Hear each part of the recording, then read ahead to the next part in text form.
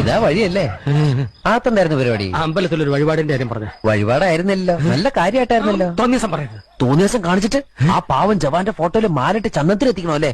പുരുഷേട്ടനെങ്ങാനും അറിഞ്ഞാ പിള്ളച്ചന്റെ ഫോട്ടോയില് മാലിട്ട് ചന്ദനത്തിലെത്തിക്കേണ്ടി വരും. വെടിവെച്ച് ചതറിക്കും.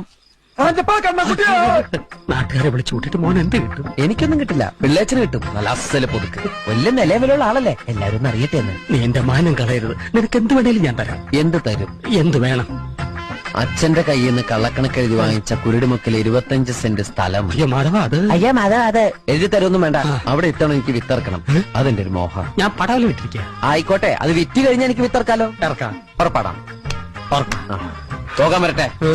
ഇതൊക്കെ മറക്കാതിരിക്കാൻ ഞാനൊന്നും കൂടെ തന്നാലോ? വേണ്ട, ആരും കാണൂല. വേണ്ടെന്നേ.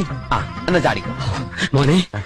ഇന്ന് നീ അവിടെ കക്കാൻ കയറരുത്. ഇന്ന് അവിടുന്ന് എന്തെങ്കിലും പോയാൽ നാളെ എന്റെ തലയിലാവും. ഓ, എന്നാ മറ്റന്നാ